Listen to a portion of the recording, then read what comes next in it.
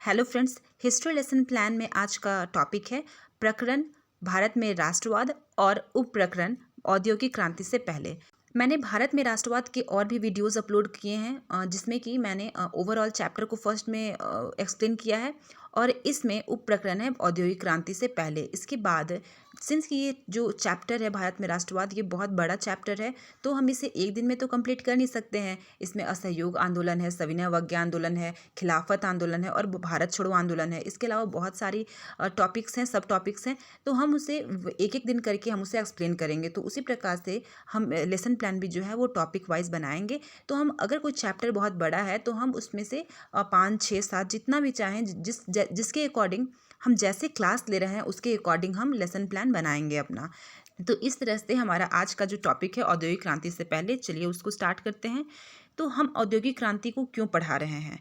तो औद्योगिक क्रांति से पहले भारत में राष्ट्रवाद का क्या रोल था? यहाँ मैंने पूर्व ज्ञान के रूप में यह माना है कि छात्र जो है वो औद्योगिकरण के विषय में सामान्य जानकारी रखते हैं एवं छात्र औपनिवेशिक शासन में आए औद्योगिक बदलावों के विषय में जानते हैं। इसके बाद हम प्रस्तावना के प्रश्न पूछते हैं, जिससे मैंने क्वेश्चन किया कि हम लोग किस राज्य में रहते हैं? झारखंड राज्य। झारखंड में कौन सा शहर को लौह नगरी के नाम से जाना जाता है? बच्चे आंसर करते हैं जमशेदपुर। उसके बाद मैंने क्वेश्चन पूछा जमशेदपुर को और किस नाम से जाना जाता है? लौह नगरी। लौह नगरी किस लिए बोला जाता है? औद्योगिकरण के लिए। तो औद्योगिकरण से आप क्या समझते हैं? तो यह एक समस्यात्मक प्रश्न होगा। तो इसलिए हमारा उद्देश्य कथन यह होगा, आज हम लोग औद्योगिकरण के युग का अध्ययन करेंगे। इसके बाद हम प्रस्तुतिकरण में देखते हैं कि हम औद्योगिकरण का क्या अर्थ होता है उसको एक्सप्लेन करेंगे।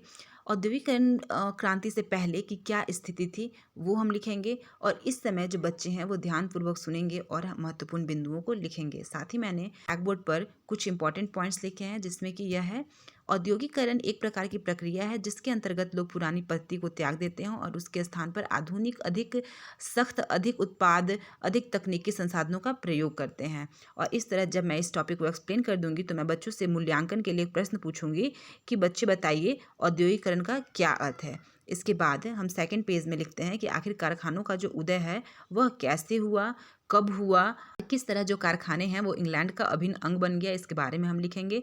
उसके बाद हम औद्योगिकरण जो है वो परिवर्तन की रफ्तार, यह एक टॉपिक है, इसके बारे में हम लिखेंगे। इस वक्त जो है वो छात्र ध्यानपूर्वक बातों को सुन रहे होंगे और महत्वपूर्ण बिंदुओं को लिख रहे होंगे। सैंपट कार्य में मैंने लिखा है 19वीं सदी की शुरुआत तक पूरे इंग्लैंड में भाप के सिर्फ 321 इंजन थे। इस प्रकार हमारा जो प्रस्तुतिकरण है वह समाप्त होता है और फिर हम पुनरावृत्ति के प्रश्न पूछेंगे एवं हम रिवाइज करवा देंगे क्वेश्चन के माध्यम से। तो उसमें मेरा पहला क्वेश्चन रहेगा, उपनिवेशवाद में रेलवे का विस्तार कब हुआ? दूसरा क्वेश्चन, 19वीं सदी की शुरुआत तक पूरे इंग्लैंड में भाप इंजन कितने थे?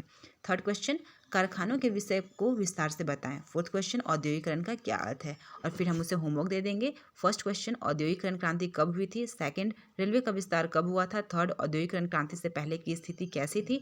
फोर्थ, औद्योगिकरण परिवर्तन की रफ्तार के बारे में आप क्या समझते हैं? इस तरह से हमारा आज का लेसन प्लान कंप्लीट होता है। So thank you for watching this video.